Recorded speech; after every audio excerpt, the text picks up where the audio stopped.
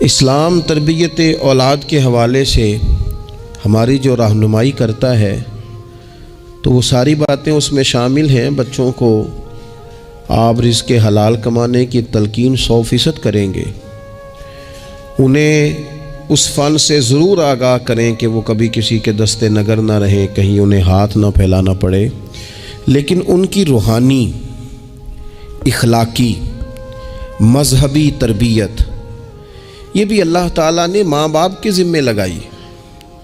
یا ایھا الذین آمنوا قوا انفسکم واہلیکم نارا، اے ایمان والو خود بھی دوزخ سے بچو اور اپنے گھر والوں کو بھی دوزخ کی آگ سے بچاؤ۔ ایسے اسباب اپنے بچوں کو سکھاؤ کہ کہیں وہ جہنم کے راستے پر نہ پڑ جائیں۔ ان ساری راہوں کا انہیں تعین کر کے دو جو جنت کی طرف جاتی ہیں۔ ان کی جو اخلاقی زندگی ہے، ان کے کردار و عمل کا جو حسن ہے، اس کے لیے تم اپنے بچوں کی تربیت کرو۔ ہمارے ہاں اگر پہلی بات تو یہ ہے کہ ہم بچوں کو بار بار اسی بات کی طرف گامزن کرتے ہیں اور مثالیں بھی دیتے ہیں تو اس طرح کی دیتے ہیں کہ فلانے کا بیٹا دیکھو کتنے پیسے کما رہا ہے، فلاں کا بیٹا دیکھو کتنے بڑے عہدے پر فائز ہو گیا ہے، اور فلاں کا بچہ دیکھو کتنا شہرت پا گیا ہے۔ تو پہلے تو مثالیں ہی دنیا داری کی، اور اگر دین کے لیے ہم قائل کرنا بھی چاہتے ہیں تو کچھ مثالیں سنا کر، کچھ باتیں بتا کر، کچھ تقریر سنا کر۔ تو یاد رکھیے گا تقریریں گھر سے باہر چلتی ہیں، گھر کے اندر عمل چلتا ہے۔ بچوں کی دینی اور روحانی تربیت کرنے کے لیے سب سے پہلے ماں باپ کو دینی اور روحانی زندگی گزارنی پڑے گی۔ بچے جس طرح باپ کو وقت پر ڈیوٹی پہ جاتا ہوا دیکھتے ہیں، انہیں اپنے باپ کو وقت پر اٹھ کے نماز پڑھتا بھی دیکھنا پڑے گا۔ اگر اس کا کاروبار کم ہو جائے، کہیں نقصان ہو جائے، تو جس طرح وہ اسے پریشان اور بے حال دیکھتے ہیں، کاش ایسا ہو نا کہ کبھی باپ کی آنکھوں میں آنسو آئیں اور بچے پوچھیں کہ ابا جی کو کیا ہے، تو اماں کہے پتر تمہارے باپ کو حضور کا مدینہ یاد آتا ہے۔ یہ چیزیں روحانی زندگی جب ہم گزاریں گے تو بڑی جلدی ہمارے بچوں کے اندر یہ چیزیں پیدا ہوں گی۔ لیکن یہ تو نہیں نہ ہو سکتا کہ آپ فصل گندم کی بوئیں اور کاٹنا چاول چاہیں، یہ ممکن نہیں ہے۔ ہم چاہیں کہ ہم گھر میں کوئی دینی کام نہیں کریں گے، لیکن پتر تیرے اوپر پابندی ہے، تو نے سارے دینی، روحانی، اسلامی سارے تو نے کام کرنے ہیں۔ میرے پاس لوگ بچے داخل کرانے آتے ہیں تو ایک جملہ وہ اکثر بولتے ہیں، وہ کہتے ہیں جی میں بچہ داخل کرانا چاہتا ہوں تاکہ میری بخشش کا ذریعہ بن جائے۔ تو میں کہتا ہوں یہ بات آپ کی ٹھیک ہے، حدیث پاک میں الفاظ موجود ہیں کہ اللہ تعالیٰ والدین کو اعزاز دے گا، لیکن آپ ماشاءاللہ باشعور ہیں۔ اگر آپ کو اس بات کا شعور ہے نا کہ بچے کی وجہ سے حافظ قاری علامہ صاحب کی وجہ سے میری بخشش ہو جائے گی، تو اور بھی تو کئی چیزیں بخشش والی ہیں، آپ عمل کیوں نہیں کرتے؟ ان پر آپ توجہ کیوں نہیں دیتے؟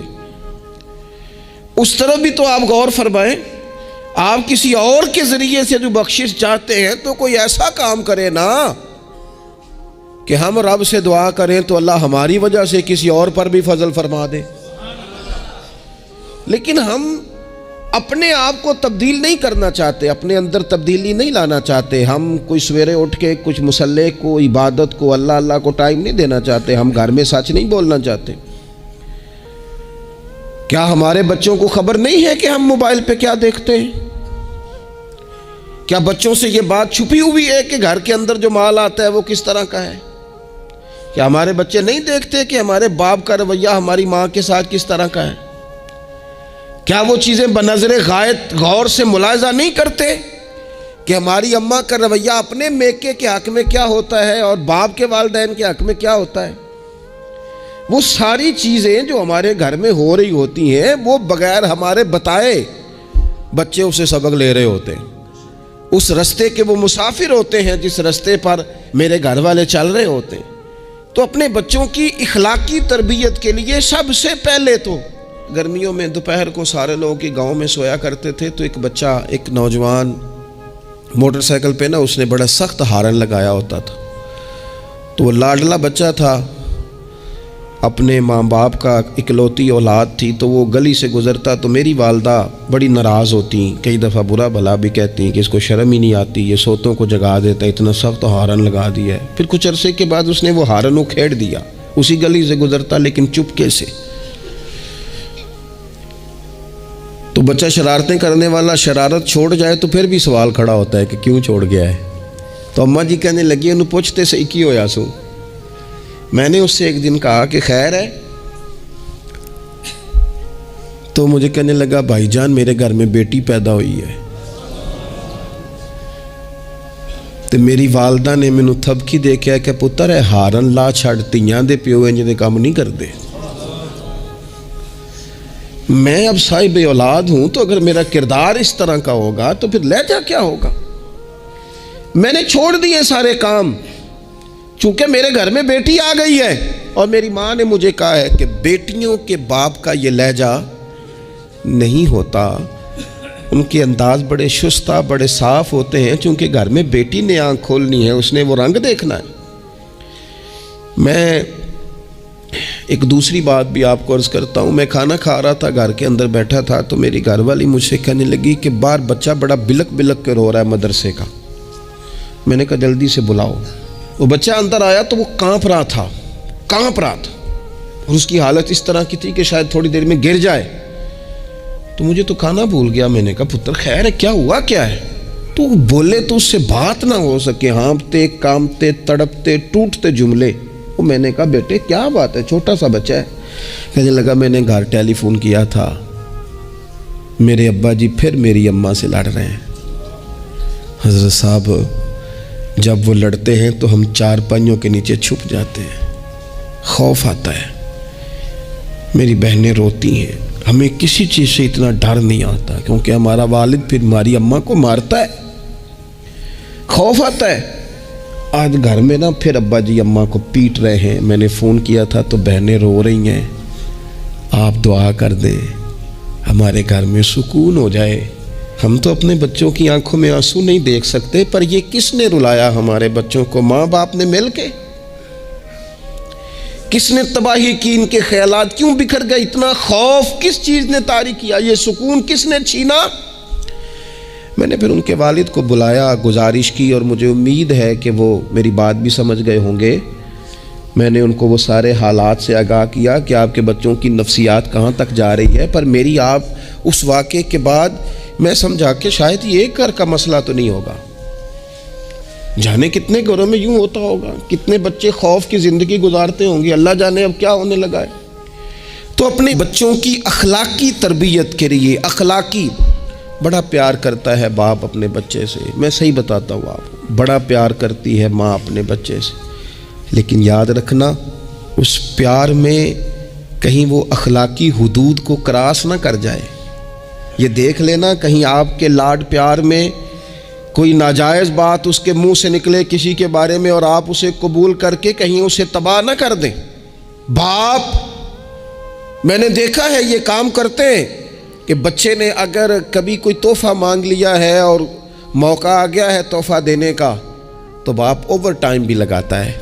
والد کہتا ہے اپنی فیکٹری کے مالک سے کہ میں تھوڑے تھوڑے کٹوا دوں گا، پر مجھے بچوں کے لیے گفٹ خریدنا ہے، ان کے کپڑے بنوانے ہیں، بڑی جان جوکھوں میں ڈالتا ہے، اور وہ کہتا ہے کہ میں اپنے بچوں کو مایوس نہیں دیکھنا چاہتا، میں اعلیٰ سے اعلیٰ چیز بھی لاؤں گا۔ پر آپ کو پتہ ہے اللہ کے پیارے رسول علیہ السلام نے فرمایا کسی باپ کا اپنے بیٹے کے لیے، اپنی بیٹی کے لیے سب سے بہترین تحفہ یہ ہے کہ وہ اپنے بچوں کو اچھا ادب سکھا دے۔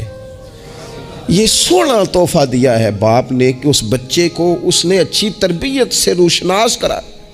یہ خوبصورت تحفہ سونا، یہ کمال کر دی والد نے کہ اس نے اپنے بچے کے آداب زندگی میں ایک اچھے ادب کا اضافہ کیا۔ آپ نہ ہزاروں کا لاکھوں کا تحفہ لے کے آئیں، لیکن اس کی اخلاقی تربیت کریں، اس کے کردار میں جاذبیت پیدا کریں۔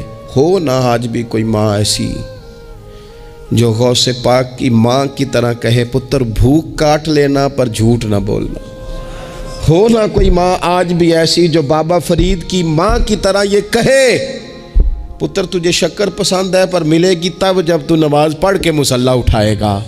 हो ना आज भी कोई ख्वाजा बख्तियार काकी की माँ जैसी माँ जो सारा दिन घर में सिपारे पढ़ती रहे और 15 सिपारे याद हों और सुबह शाम पढ़े। ओ खुदा के बंदो, कुछ चीज़ें ऐसी हैं जो किरदार की रोशनी से नूर पाती हैं, जो सिर्फ अमल के हुस्न से दुनिया को हसीन कर देती हैं। बच्चों की रूहानी तरबियत, अखलाकी तरबियत, हम ना जो बच्चों को सबक दे रहे हैं वो महदूद ज़िंदगी का दे रहे हैं। हम मुसलमान हैं, हमें हमारे दीन ने कहा है कि ज़िंदगी 60-70 साल की नहीं, इसके बाद भी एक ज़िंदगी है जो हमेशा रहने वाली है, ख़त्म ना होने वाली है। हमने बच्चों को जितने असबाक पढ़ाए हैं वो दुनियावी ज़िंदगी के लिए, रोज़ी रोटी के लिए, कारोबार के लिए, शादी निकाह के लिए, लेकिन हमें हमारे दीन ने कहा है कि इन्हें वो सबक भी दो जो कब्र में भी इन्हें कामयाब करे। कू अनफुसकुम वाहलीकुम नारा, खुद भी दोज़ख की आग से बचोगे और अपने बच्चों को भी बचाओगे, ये एहतमाम करो। तो वो ख़ास खूबसूरती जो हमारे दीन ने कहा है कि इनकी उखरवी ज़िंदगी में इनके काम आए। देखें ना, नबी पाक सल्लल्लाहु ताला अलैहि वसल्लम ने 3 चीज़ें हमारे ज़िम्मे लगाई। फरमाया अपनी औलाद को सिखाओ, ये बाप के ज़िम्मे लगाई हैं हुज़ूर ने चीज़ें, माँ के ज़िम्मे लगाई हैं। फरमाया ये अपनी औलाद को सिखाओ 3 चीज़ें। या रसूल अल्लाह सल्लल्लाहु अलैहि वसल्लम कौन कौन सी? फरमाया एक तो अपनी औलाद को अपने नबी की मोहब्बत सिखाओ। इसका मतलब है अब्बा को नात पढ़नी चाहिए ना, इसका मतलब है अम्मा को नात आनी चाहिए ना, इसका मतलब है हुजूर के कसीदे याद होने चाहिए ना, इसका मतलब है ना कभी बाजू थाम के बाप का है ना पुत्र चल आज फलां जगह तुझे ले जाऊँ, वहाँ मदीने वाले की बातें होंगी। इसका मतलब है कि उसे बाप को उन सारे रस्तों का तायुन तू बेटे का बाजू थाम के उसे कितनी जगहों पे ले गया है। चल एक दिन यूं भी कर, थाम उसका बाजू और उसे हुजूर के मदीने भी ले जा, कर महबूब के सामने खड़ा। फरमाया अपने बच्चों को अपने नबी की मोहब्बत सिखाओ, और फरमाया दूसरे काम ये करो कि अपने बच्चों को अपने नबी की औलाद की मोहब्बत सिखाओ। सिखाई हज़रत उमर ने जनाब अब्दुल्ला को, अब्दुल्ला इब्ने उमर को मोहब्बत, तो फिर उन्होंने मोहब्बत की। अपनी औलाद को अपने नबी करीम की औलाद की, अहले बैत की मोहब्बत सिखाओ। और तीसरा हुजूर ने ज़िम्मे लगाया कि अपने बच्चों को कुरान पाक की तिलावत सिखाओ। ये माँ बाप सिखाएं, पहले खुद सीखें फिर अपने बच्चों को सिखाएं।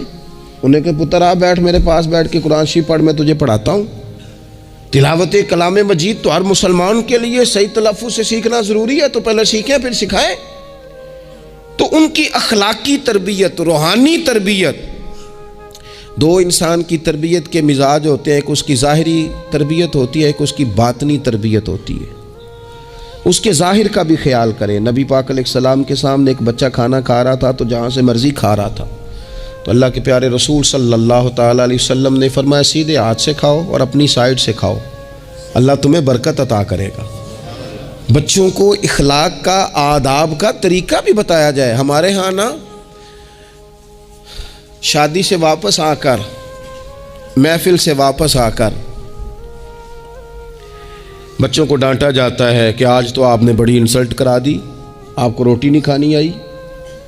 तो भाई ये बच्चों को आप डांटे नहीं, ये तो आपको चाहिए था कि इससे पहले सिखाया जाता कि खाना कैसे है, बैठना कैसे है, जाना कैसे है, किसी से सलाम कलाम कैसे करना है। ये डांटने की बात है? या उस्ताद को चाहिए था कि अपनी कारकर्दगी पर गौर करता, बजाय इसके कि अपनी कारकर्दगी को दोहराया जाए। उल्टा आप उस शख्स को डांट रहे हैं जो ज़ेरे तरबियत है। और फिर बाद औक़ात ये होता है कि बच्चों को इस तरह डांटा जाता है, हमारे सूफिया ने लिखा है जब बच्चे पे गुस्सा आए तब उसे सज़ा नहीं देनी, एक दिन बाद सज़ा दो या कुछ घंटों के बाद, इसलिए कि गुस्से में जो सज़ाएं दी जाती हैं वो हद से क्रॉस कर जाती हैं। बच्चों को मुनासिब अंदाज में सज़ा देना भी शरीयत में मौजूद है। सबसे ज़्यादा हुजूर प्यार करते हैं उम्मत से, लेकिन नबी पाक सल्लल्लाहु ताला अलैहि वसल्लम ने फरमाया 7 साल के बच्चे को नमाज का कहो और 10 साल का न पढ़े तो सज़ा दो, उसे मुनासिब हद तक तंबीह करो, सज़ा दे के भी पढ़ाओ।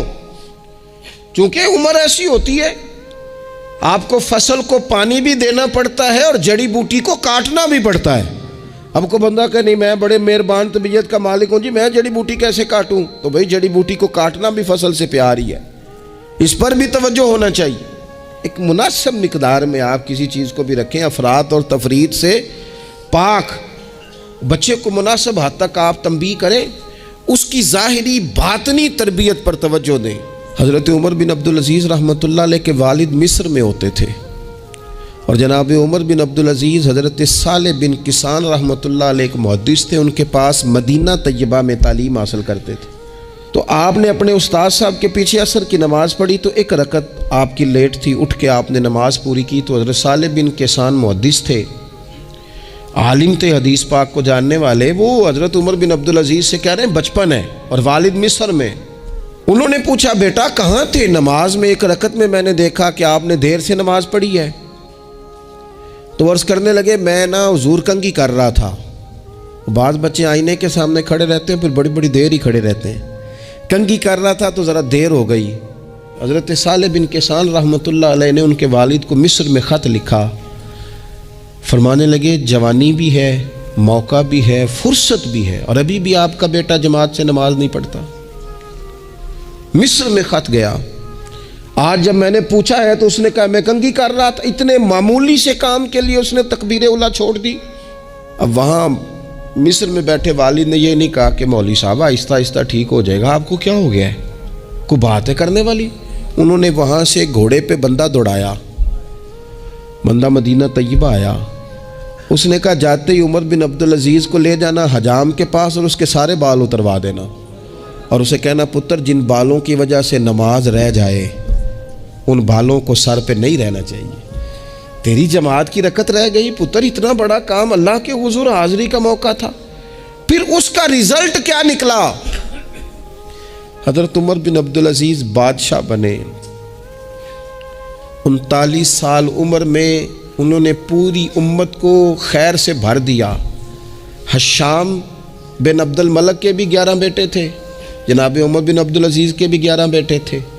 حشام جب دنیا سے گیا تو ہر بیٹے کو 10 لاکھ دینار آئے، اور جناب عمر بن عبدالعزیز جب دنیا سے گئے تو 11 بیٹے تھے اور 6 دینار تھے۔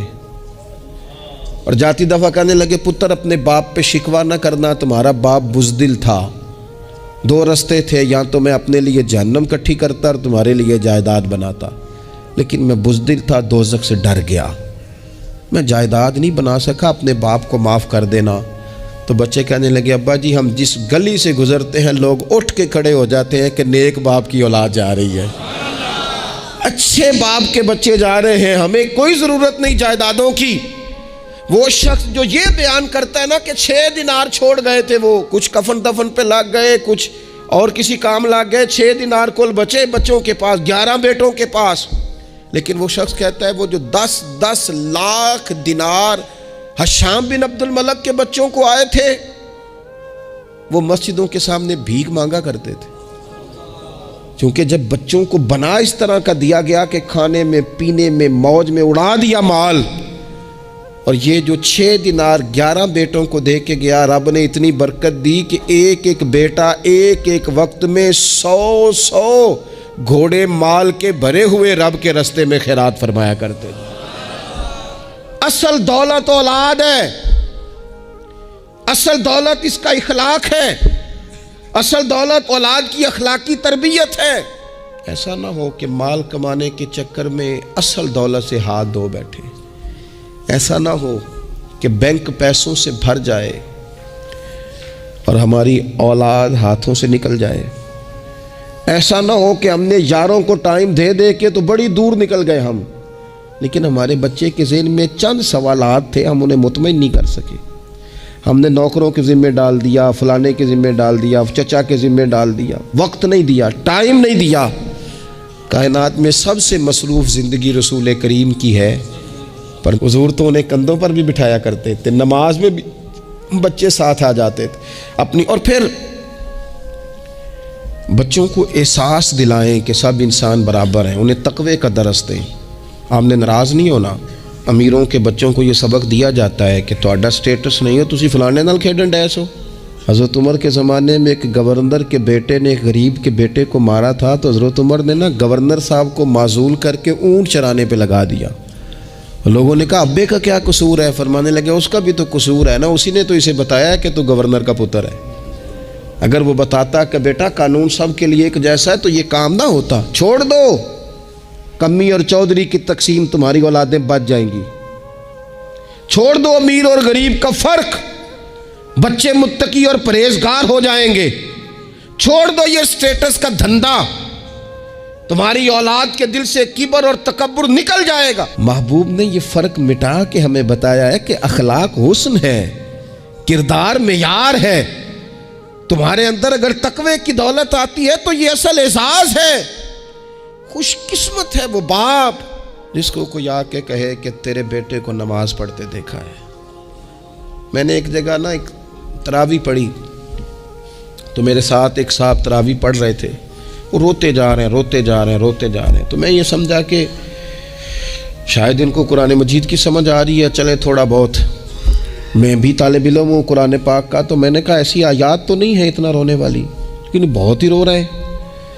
تو 2 رکعتوں کے بعد میں نے ان سے کہا کہ اب تو آپ کی کیفیت وہاں چلی گئی ہے کہ نماز میں اتنی آواز نکلنی نہیں چاہیے، کیا مسئلہ ہے؟ تو کہنے لگے حضرت صاحب میرا پتر پہ تراویح پڑھانا ہے۔ تو یہ دیکھیں نا، یہ بہت بڑی خوبصورتی ہے، لیکن یاد رکھیں اس کا حافظ قاری عالم ہونا بھی بڑی بات ہے، لیکن شرط یہ ہے کہ وہ اخلاقی طور پر اگر ایک اچھا انسان بن جائے تو پھر بھی بڑی بات ہے۔ اگر آپ کو یہ کوئی آ کے بتائے کہ میں جا رہا تھا چکی پہ گندم لے کر پسوانے کے لیے، لیکن تیرے بیٹے نے تو جلدی سے موٹر سائیکل روکا ہے، اس نے کہا چچا جان مجھے دینا، میں چھوڑ کے آتا ہوں، اور میں جا رہا تھا ڈاکٹر کی طرف دوا لینے، لیکن اس نے کہا کہ آپ ادھر میرے ساتھ آئے نا، میں جاتا ہوں آپ کو لے کر کے۔ یہ بہت بڑا اعزاز ہے۔ بچوں کو اخلاقاً مضبوط کر دینا، ان کے کردار کے اندر وہ خوبصورتی لے آنا۔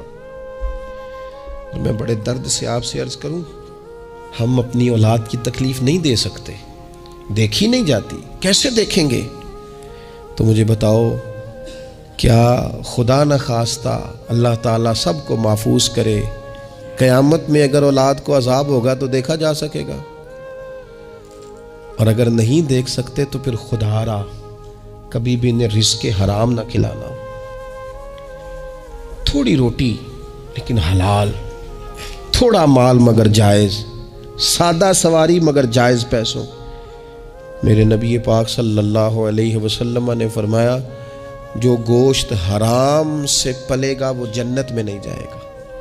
اپنے بچوں کے لیے رزق حلال کا بندوبست کریں، جس طرح ڈھونڈ کے لاتے ہو نا بچوں کے لیے اچھا گوشت، ڈھونڈ کے لاتے ہو نا بچوں کے لیے وہ غذا جس میں ملاوٹ نہ ہو، ڈھونڈ کے لاتے ہو نا بچوں کے لیے وہ والا کھانا جو غیر معیاری نہ ہو، معیاری ہو، ڈھونڈ کے لاتے ہو نا خالص چیزیں اپنے بچوں کے لیے، اسی طرح ان کے لیے طیب اور طاہر رزق بھی لے کے آؤ، تاکہ ان کے اندر روحانیت پیدا ہو، تاکہ تقوی کی روشنی دوڑے۔